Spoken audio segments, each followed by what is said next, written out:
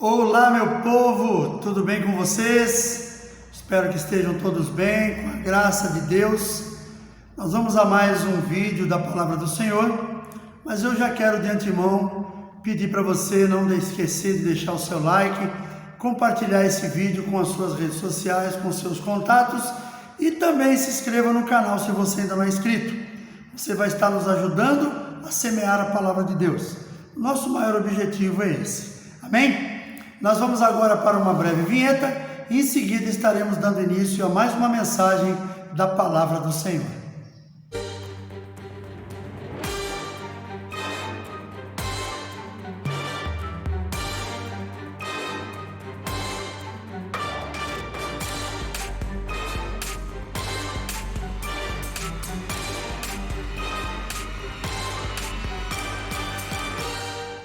Muito bem. Obrigado pela sua paciência, obrigado por ter aguardado. Eu queria convidar você, se você tiver de posse da sua Bíblia, abra comigo no livro de Eclesiastes, capítulo 11. Livro de Eclesiastes, capítulo 11. Este foi um livro escrito pelo rei Salomão, considerado o mais sábio dos reis que já existiu. Ele tinha um conhecimento muito grande realmente, porque quando ele se tornou rei, que Deus falou com ele e perguntou o que ele queria. E ele pediu sabedoria para cuidar daquele povo. E Deus ficou muito feliz com aquele pedido dele e falou para ele: os outros você não me pediu riquezas, você me pediu sabedoria. Eu vou te dar sabedoria, mas vou te dar muitas riquezas também. E ele se tornou o rei mais rico também, praticamente o mais rico dos reis de Israel. Mas vamos lá, diz assim a palavra do Senhor, capítulo 11 de Eclesiastes, a partir do verso 1. Lança o teu pão sobre as águas, porque depois de muitos dias a acharás. Reparte com 7 e ainda com 8, porque não sabes que mal sobrevirá à terra. Estando as nuvens cheias, derrama um aguaceiro sobre a terra, caindo a árvore para o sul ou para o norte, no lugar em que cair ela ficará. Quem somente observa o vento nunca cegará, e o que olha para as nuvens nunca cegará. Assim como tu não sabes qual o caminho do vento, nem como se formam os ossos no ventre da mulher grávida, assim também não sabes as obras de Deus, que faz todas as coisas. Semeia pela manhã a tua semente, e à tarde não repouses a mão, porque não sabes qual prosperará, se esta, se aquela, ou se ambas igualmente serão boas. Doce é a luz e agradável aos olhos ver o sol. Ainda que o homem viva muitos anos, regozije-se em todos eles. Contudo, deve lembrar-se de que há dias de trevas, porque serão muitos. Tudo quanto sucede é vaidade. Amém, queridos? Eu quero estar trazendo uma mensagem neste momento, uma mensagem que fala sobre conselhos. O título dela é Sábios Conselhos para uma Vida Abençoada. O texto nós lemos, Eclesiastes 1 a 8, e como introdução eu queria dizer para nós: aprenda a ouvir conselhos. Filtre o que é bom e viva abençoado. Tem um ditado popular que diz que se conselho fosse bom, ninguém dava, vendia. Mas nós sabemos que não funciona desse jeito. O homem e a mulher que conhece ao Senhor sabe que nós temos que ter pessoas ali ao nosso lado, pessoas que tenham sabedoria, que nós possamos ouvi-las, que possamos seguir ali os seus exemplos. Claro que devemos filtrar de tudo. No nosso dia a dia hoje, nós temos nas nossas igrejas pessoas que muitas vezes precisam de um conselho. E às vezes não tem um pastor ali para aconselhar. Precisa ser um irmão, precisa ser um líder. Então aquela pessoa que vai receber aquele conselho, ela tem que saber que essas pessoas estão aptas a aconselhar. Claro que como seres humanos, muitas vezes nós vamos dar um conselho e a pessoa pode ser que ela siga aquele conselho e não dê certo. Mas a gente tem, por isso eu falei que nós temos que filtrar tudo, porque você tem que adequar ao conselho daquela pessoa a sua vida. Porque talvez uma coisa que serviu para um, talvez não sirva para outro. Então nós precisamos tomar alguns cuidados quando recebemos conselho, mas precisamos ouvir esses conselhos. E principalmente quando você for ouvir um conselho, veja quem está aconselhando. Quem é a pessoa que está aconselhando você? Ela tem realmente uma estrutura para estar fazendo aquilo? Ela tem experiência naquilo que ela está te aconselhando?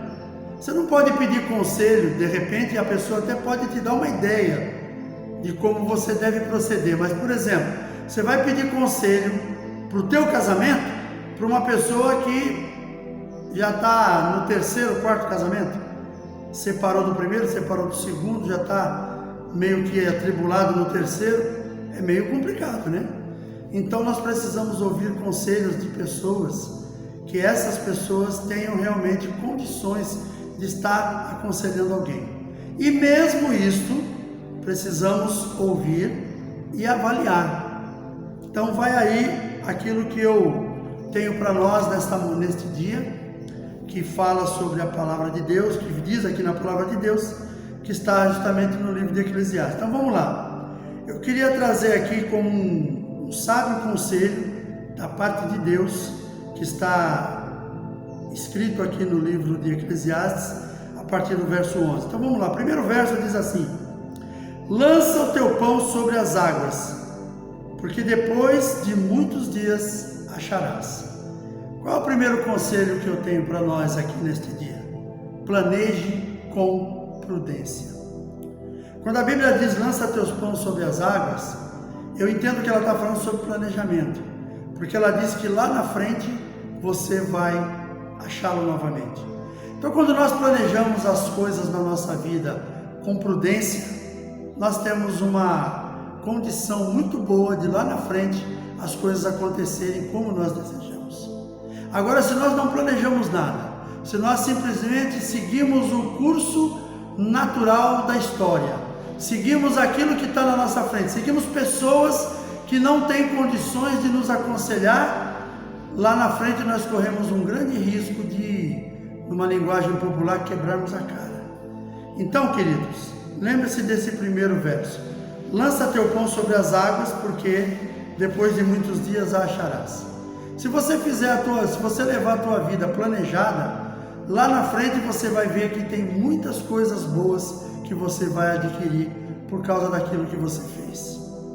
O segundo conselho que eu trago para nós está no verso 2, que diz assim: reparte com 7 e ainda com 8, porque não sabes que mal sobrevirá à terra. Aqui eu entendo que esse segundo verso ele nos dá um conselho sobre unidade. Nós precisamos viver em unidade. A unidade começa dentro da família.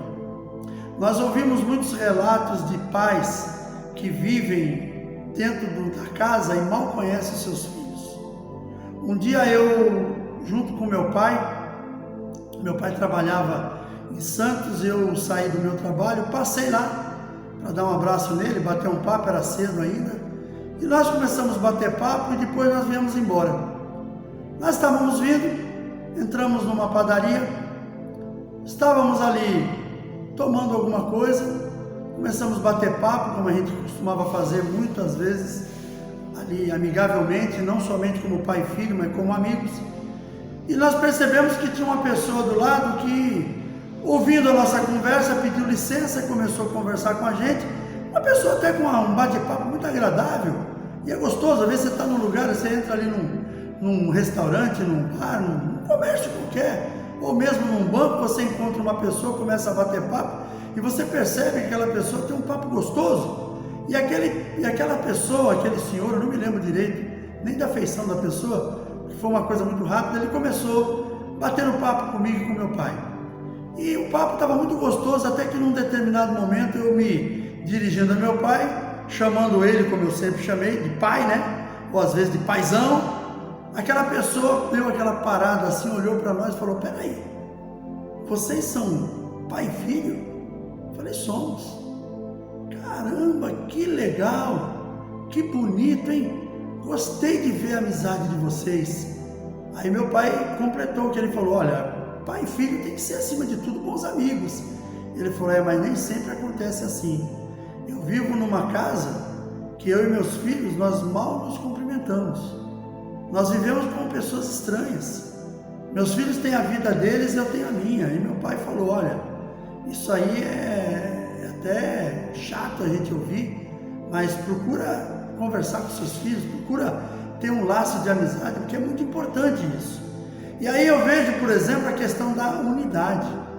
Eu vejo, por exemplo, que eu, meu pai, minha mãe, meus irmãos, o pessoal da minha família, nós sempre tivemos um laço de amizade muito forte. E isso aí sempre foi muito bom, sempre foi uma coisa que nos trouxe boas coisas. Assim como eu também, com os meus filhos, eu sempre mantive um excelente laço de amizade, independente da paternidade. Claro que os filhos têm que saber os seus limites, tem que chegar, nós temos que saber. Eu, por exemplo, eu sempre soube isso. Até onde ia o meu relacionamento com meu pai? Amizade, e aonde começava o relacionamento pai e filho. Isso precisa acontecer. Filhos não podem confundir amizade com libertinagem e de repente começar ele e o pai se tratando como dois amigos lá na rua. Não pode ser assim. Nossa amizade com nossos pais tem que ser um laço fortíssimo, mas ele tem que ter limites. Às vezes com nossos amigos lá fora nós não temos, mas precisa ter também, mas principalmente com os pais. Então essa unidade começa dentro do lar. E essa unidade ela segue quando você sai fora do lar e você entra na sociedade. Precisa existir uma unidade, precisa haver concordância. A Bíblia diz, andarão dois juntos se não se compreenderem, se não se combinarem. Então a unidade é o segundo conselho que eu trago para nós nesse dia. Primeiramente dentro de casa, depois você vai ter que saber lidar com isso lá na sociedade e também na vida profissional, tem que haver unidade. E olha que dentro de casa é onde tudo começa. Se você conseguir entender essa unidade dentro da sua casa, com certeza a unidade lá fora você vai compreender melhor, dentro da sociedade e dentro do trabalho. E principalmente num lugar que não pode faltar, é dentro da igreja, onde nós congregamos, onde nós temos ali um laço de amizade também muito forte. O terceiro conselho que eu trago para nós, está no livro, no verso 3, diz assim: estando as nuvens cheias, derramam aguaceiro sobre a terra, caindo a árvore para o sul ou para o norte, no lugar em que cair, aí ficará. Então, é um outro conselho que eu trago para nós, que é: estabeleça limites. Tudo pode acontecer. Então você tem que ter limites na sua vida. Em todas as áreas da sua vida você tem que estabelecer os seus limites. Nós precisamos trabalhar, mas não precisamos morrer por causa do trabalho. Nós precisamos ter amigos, mas também temos que estabelecer limites em tudo isso. Nós precisamos de lazer, mas precisamos estabelecer limites no lazer.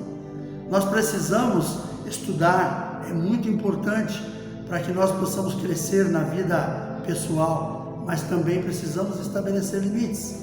Nós precisamos da igreja, mas precisamos estabelecer limites. Uma pessoa que chega numa igreja, ela passa a congregar ali, ela não pode querer abraçar tudo que tem dentro da igreja. Ela tem que ter o tempo dela também. Ela não pode simplesmente chegar na igreja, olha, eu cuido de crianças, por exemplo. E a pessoa, todo culto, ela está cuidando das crianças e não tem uma pessoa para dividir essa responsabilidade com ela, e ela não ouve a palavra, ela não se alimenta da palavra de Deus. A pessoa que é trabalhadora ao extremo, então ele trabalha numa equipe e ele faz tudo e não dá lugar para ninguém. Ele acha que se ele não fizer as coisas não vão acontecer. Precisa ter limites essa pessoa. Dentro da sua família tem que estabelecer limites entre pais e filhos, entre esposo e esposa, entre a família de uma forma geral.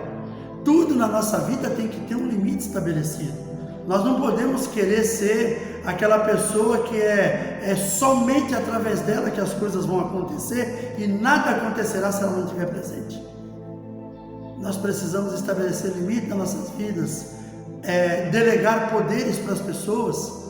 Claro que são poderes limitados a cada um, aquilo que lhe é competente. Então nós não podemos simplesmente querer fazer tudo achando que nada vai acontecer se nós não fizermos. Esses limites precisam ser muito bem estabelecidos em nossa vida. No verso 4 diz o seguinte: quem somente observa o vento nunca semeará, e o que olha para as nuvens nunca cegará. O quarto conselho que eu trago para nós é: sem atitude nada acontece. Aqui a Bíblia diz que se você ficar olhando para o vento e não semear, com medo que nada vai acontecer, não vai acontecer nada mesmo. Então nós precisamos, de certa forma, ter atitude naquilo que nós queremos fazer. Tudo na nossa vida depende de um primeiro passo. Você precisa dar um primeiro passo para tudo. Você precisa dar um primeiro passo diante do Senhor. Quando você sente no coração que chegou a hora de você mudar a sua vida, se você é uma pessoa que está fora do caminho, se você não conhece a Cristo, se você não faz parte de uma comunidade cristã, precisa dar um primeiro passo, precisa de uma atitude sua. Talvez você já recebeu muitos convites, mas você nunca tomou a atitude de visitar uma igreja. Talvez você já visitou uma igreja e muitos convites você recebeu para aceitar Jesus, mas você nunca tomou a atitude de aceitar. Então você precisa ter atitude. E isso é na sua vida profissional, é na sua vida como estudante, na sua vida como pai, como esposo. Vou dizer uma coisa até mesmo engraçada aqui, porque tem muitos jovens que estão procurando uma namorada. Só que se ele não tomar a atitude de procurar essa moça e conversar com ela, ela não vai vir cair nos braços dele se não tiver uma primeira atitude da parte dele. Primeira atitude que ele tem que ter, se ele quiser namorar, ele tem que ter um trabalho. Porque quem namora é porque quer um dia constituir uma família. E mulher é algo caro para você manter. Então, se você quiser manter uma família, comece trabalhando. Comece estudando, aprendendo uma profissão e trabalhando. Depois você vai cuidar de uma namorada para mais tarde você ter uma família. Amém? É um conselho que eu vou deixar aqui, meio que intermediário nessa palavra que eu trouxe aqui da sem atitude, né? E depois nós temos aqui no 5, diz assim: assim como tu não sabes qual é o caminho do vento, nem como se formam os ossos no ventre da mulher grávida, assim também não sabes as obras de Deus, que faz todas as coisas. E esse quinto conselho é um conselho que talvez algumas pessoas vai tentar te explicar de outra maneira, mas a maneira que eu te explico é essa: não tente entender Deus, apenas confie. Confie no Senhor. Livro de Salmos 37, verso 5 diz: entrega teu caminho ao Senhor, confia nele e tudo ele fará. Não diz, olha, entrega teu caminho ao Senhor, tente entendê-lo. Não, confia nele. Então, quando você precisa de alguma coisa, você precisa primeiramente confiar em Deus. Tudo aquilo que você tem aqui fala sobre não tente descobrir, porque nem a medicina sabe como isso acontece. Como se formam os ossos dentro do ventre da mãe, os ossos de uma criança que está sendo gerada. Isso a medicina te explica cientificamente, falando de uma forma bem superficial. Mas Deus, que é o dono da vida, Ele foi quem criou. E não adianta tentar entender. É melhor você confiar. Amém? Confia no Senhor. Entrega teu caminho nas mãos dele. Não toma de volta. E deixa que ele vai cuidar de você. E tudo quanto você precisar, ele vai suprir a sua necessidade. Aí aqui também diz no verso 6, um outro conselho: semeia pela manhã a tua semente, e à tarde não repouses a mão, porque não sabes qual prosperará, se esta, se aquela, ou se ambas igualmente serão boas. Então esse sexto conselho que eu tenho para você é: sempre trabalhe, não espere em vão. Muitas pessoas esperam no homem, muitas pessoas esperam no político. Estamos vivendo um ano de eleições, tivemos agora o primeiro turno, vamos ter agora o segundo.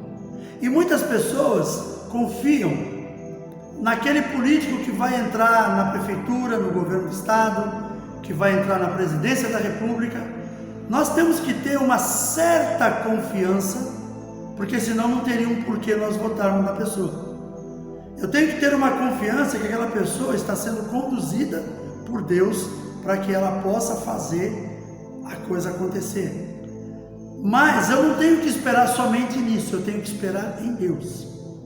Então, quando nós esperamos no homem, nós esperamos em vão muitas coisas.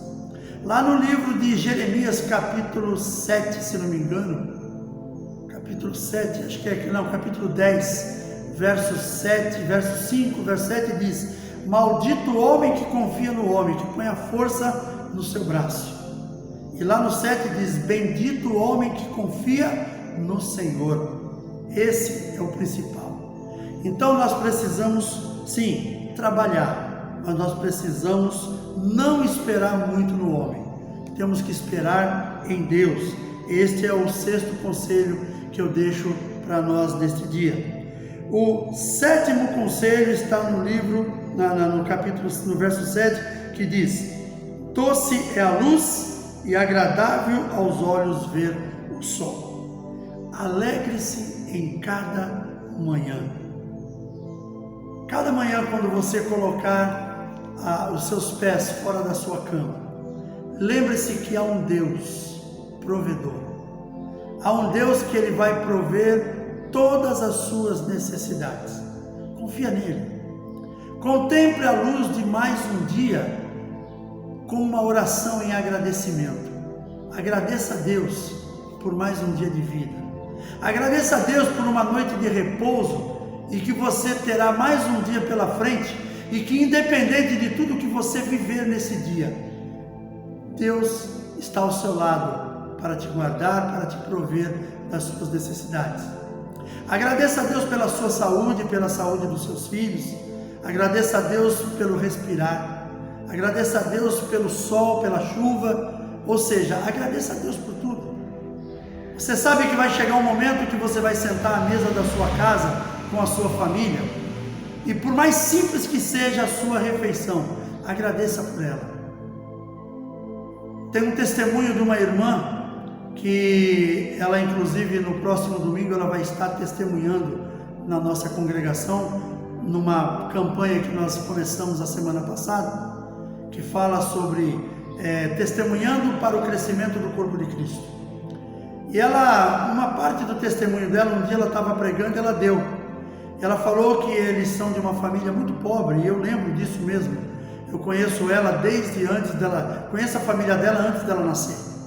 E eu me lembro que nesse testemunho, esse breve testemunho que ela deu aqui na igreja, ela falou que por eles serem muito pobres, um dia ela falou para a mãe, ela não sei se foi ela com os irmãos junto, não me lembro, mas ela falou para a mãe, falou: mãe, não liga não. Um dia talvez na hora da refeição, eles não tinham muito o que comer, tiveram que dividir o pouco que eles tinham ali entre eles, e ela falou, um dos irmãos falou assim: mãe, não se preocupa, porque um dia nós vamos crescer, nós vamos trabalhar, e vai ter um dia que nada vai ser falta na nossa mesa, e nós vamos levar a senhora para almoçar no melhor restaurante da nossa cidade.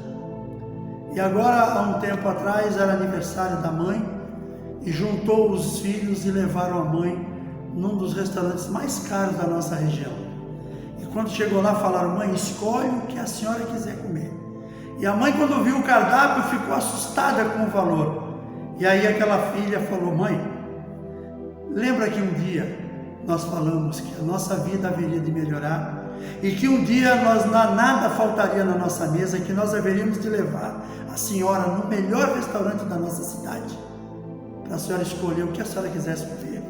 Pois é, mãe, esse dia chegou. Nossa casa não falta nada. Hoje nós somos formados numa faculdade, temos bons empregos, e nós podemos proporcionar para a senhora o melhor.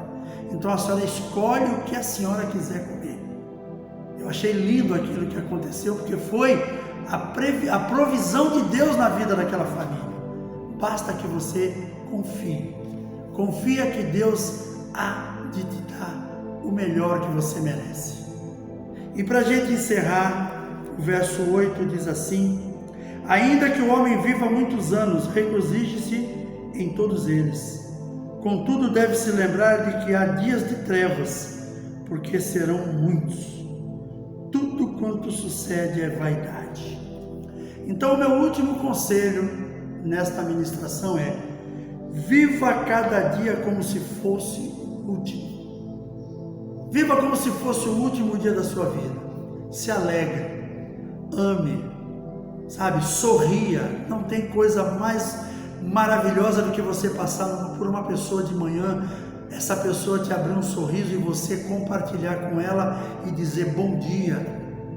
Sabe, tem pessoas que saem da sua casa já irritado, já saem da sua casa achando que fosse para um velório e está indo trabalhar. Glorifique a Deus pelo teu trabalho, independente de quanto você ganhe por mês. Glorifique ao Senhor por aquilo que você recebe. Traga aquilo para sua casa com alegria, sabe? Compartilhe essa alegria com os seus familiares. Não deixe de se alegrar, independente do valor. Tem pessoas que quando pegam o olerite na mão, como é que eu vou conseguir sobreviver com uma porcaria dessa? Não faça isso, meu querido. Não faça isso. Mesmo que seja um saláriozinho pequeno que você ganhe, agradeça a Deus, glorifique a Deus por aquilo e cumpra um dos conselhos que eu coloquei aqui: atitude. Tome a atitude de crescer na vida profissional. Se você não tem uma profissão que te proporcione um grande salário, experimente estudar. Hoje está muito mais fácil. Hoje você não precisa ter muito dinheiro no bolso, você não precisa ter riqueza para estudar. Hoje existem escolas que você pode entrar, escolas públicas, só que você tem que estudar, você tem que cumprir essa parte. Você tem que procurar, por exemplo, se você tiver uma escola que você tiver que prestar um vestibular, um vestibulinho, como a gente chama, para entrar numa escola técnica, para aprender uma profissão, estude, se prepare, sabe? Não queira esperar para aquele dia você chegar lá e tentar de qualquer maneira, não. A palavra de Deus diz que o sol nasceu para todos, para justos e para injustos. Por que tem muita gente que nós consideramos que são injustos e essas pessoas estão prosperando na vida? Sabemos que tem pessoas que são corruptas, tem pessoas que elas se prevalecem do mal para se dar bem na vida, mas tem muitas pessoas que elas talvez nunca tenham entrado numa igreja, nunca tenham ouvido a palavra de Deus, mas são pessoas perseverantes nos seus objetivos, são pessoas que trabalham com afinco, trabalham com determinação, e essas pessoas vencem. E por que essas pessoas vencem e você não consegue vencer? Será que não está faltando alguma coisa da tua parte? Será que não está faltando uma atitude da tua parte? Será que não está faltando da tua parte aquilo que eu falei, viver cada dia como se fosse o último? Queridos, uma vida de derrota começa dentro de você. Uma vida de derrota não começa lá quando você está trabalhando, não é no teu trabalho que ela vai acontecer. Uma vida de derrota, uma vida de tristeza, uma vida de salário baixo, sabe? Uma vida de miséria, desculpe minha expressão, ela começa dentro de você. Começa no teu coração e na tua mente. Não é o teu patrão que paga você mal, é você que um dia deixou que isto se alojasse dentro de você e você não consegue melhorar. Então, tome uma atitude diferente, mude a sua vida, começando a mudar você. Nós não conseguimos mudar as pessoas, nós precisamos mudar a nós mesmos. E quando nós mudamos a nós mesmos, as pessoas à nossa volta serão mudadas. Eu vou terminar esta ministração contando uma ilustração que eu vi há um tempo atrás, já até contei ela em algumas pregações. Conta a história de uma mulher que procurou por um sábio. E ela disse o seguinte, que ela, casada, a sogra ficou viúva e o marido trouxe a mãe para morar na mesma casa com eles. E ela já não suportava mais aquela mulher. Aquela mulher reclamava de tudo. Aquela mulher era uma sabe, era uma pedra de tropeço dentro da casa dela. A mulher reclamava de tudo, a mulher vivia brava, vivia irritada. Isso ela contando para aquele sábio. Aí o sábio olhando para ela falou assim: olha, tem uma solução, mas tem que ser uma coisa feita com muito cuidado. Por quê? Aquele homem falou: olha, eu tenho aqui um pozinho que, se você começar a colocar esse pozinho na comida dela, põe esse pozinho um pouquinho na comida, depois você põe vai dar uma bebida para ela, vai dar um suco para ela, põe um pouquinho desse pó. Vai dar um cafezinho para ela, põe um pouquinho desse pó. O que vai acontecer? Ela vai comer a comida, ela vai beber aquelas bebidas que você der, e o que vai acontecer? Aquele pozinho vai começar a consumir essa pessoa aos poucos. Durante um breve tempo, ela vai acabar vindo a falecer. E ninguém vai poder culpar você, porque não é veneno. É uma coisa que não vai encontrar como veneno no corpo dela. É uma coisa que vai acontecer gradativamente. Você topa fazer isso? Aquela mulher falou: eu topo, eu não aguento mais aquela mulher. Meu marido que me desculpe, mas eu não aguento mais aquela mulher. Aí o sábio falou para ela: só tem uma coisa. Você não vai poder colocar essa coisa na boca dela. Então, para que ela receba de você o alimento, a bebida, você tem que tratar ela com gentileza. Você tem que começar a tratar ela diferente, porque senão, quando você for dar a comida, ela não vai querer comer. Quando você oferecer um café, ela não vai querer. Você oferecer um suco, ela não vai querer. Então você tem que tratar essa pessoa com muito amor. Já que você vai ficar livre dela mesma, começa a tratar ela com muito amor, para ela poder receber de você as coisas que você vai colocar. E aí você vai dando. Você serve o almoço dela, coloca um pouquinho desse pó. Você serve um cafezinho para ela, coloca um pouquinho desse pó. Você serve um suco para ela, coloca um pouquinho desse pó. E é uma coisa de longo prazo, não é de um dia para o outro que isso vai acontecer. Daqui mais uns meses, daqui mais um tempo, você vai notar que ela começou a ficar meio abatida. E aí vão começar a levar ela para o hospital. Os médicos vão dar medicamento, mas não vai resolver. Quando você menos esperar, essa mulher vai morrer. E aí você não vai ter nenhum tipo de acusação do teu lado. Tudo bem, tudo bem. Aí deu um pouquinho daquele pó num potinho, essa mulher levou para casa. Foi fazendo conforme o sábio havia ensinado. Só que ela começou a perceber que, conforme ela começou a tratar aquela mulher de uma forma diferente, na intenção dela receber os alimentos, a bebida que ela estava dando para ela, ela começou a perceber uma mudança na mulher. A mulher começou a tratar ela bem. A mulher começou a tratar ela com extremo carinho. Elas se tornaram amigas. E aí bateu um forte arrependimento naquela mulher, e ela chegou chorando lá diante do sábio, falando para o sábio: olha, aconteceu uma coisa que eu não esperava. E eu queria saber se o senhor tem um antídoto para a gente poder reverter o problema daquele pozinho que eu estou dando para minha sogra. Eu não dei mais. E olha, eu não sei o que aconteceu. Eu comecei a fazer aquilo e aquela mulher começou a me tratar diferente. Aquela mulher começou a me tratar de uma forma totalmente nova e me tratando com carinho, com respeito. E eu acabei me apegando com ela. Estou amando aquela mulher e não sei o que eu faço agora, porque ela vai acabar morrendo. O sábio deu uma gargalhada gostosa e falou: não se preocupa, aquilo que você deu para ela não vai matar ela. Não, falou: não, eu fiz aquilo ali para mostrar para você que você precisava mudar você e não ela. Era você que precisava mudança, não era a tua sogra que precisava mudar. Porque quando você muda a sua vida, você muda as suas atitudes, você vai mudar as pessoas à sua volta. Quando você trata as pessoas de forma áspera, de uma forma sem respeito, as pessoas ao seu lado vão tratar você igual, ou no mínimo elas vão se afastar de você. Agora, quando você começa a tratar aquelas pessoas diferente, você começa a tratar aquelas pessoas com amor, trata com respeito, sabe? Aquelas pessoas começam a ver você de forma diferente. E foi isso que aconteceu. Não foi nada mais do que isso. Então você pode voltar para sua casa, continue tratando a sua sogra bem, ore pela vida dela para que muitos anos de vida ela tenha e para que vocês continuem cada vez com seus laços de amizade mais achegados. Amém? Então vá o meu conselho para você, meu irmão, minha irmã, que está aí do outro lado me assistindo. Pode-se dizer que é o 11º, é o 8º, né? O 9º conselho. Não tente mudar as pessoas.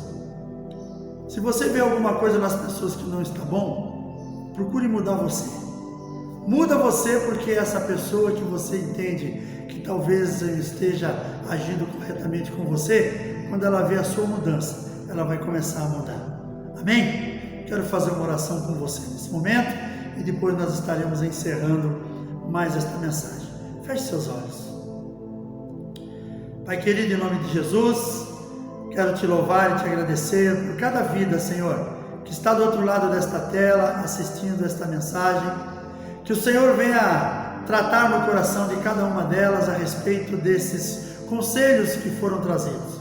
Que cada um de nós, Pai, possamos usar esses conselhos no nosso dia a dia, buscar fazer a Tua vontade, entender, Pai querido, que nada acontece se o Senhor não assim não quiser. Que nós possamos ser instrumentos, Pai, para fazer a Tua vontade. Que em todo tempo, Senhor, sejam alvas as nossas vestes. Que nunca falte sobre nós o óleo do Teu Espírito, Senhor. Que tudo na nossa vida seja para a glória do Teu nome. É o que eu te peço, Senhor, nesse momento. E já te agradeço em nome de Jesus. Amém. Glórias a Deus. Obrigado pela Tua presença até aqui. Te agradeço imensamente. E peço mais uma vez, não esqueça de deixar o seu like. Não esqueça de compartilhar esta mensagem com os seus contatos, com os seus amigos, com as suas redes sociais, e que Deus abençoe a sua vida ricamente. Um forte abraço, um grande beijo no coração e até o próximo vídeo, se assim o nosso Deus permitir.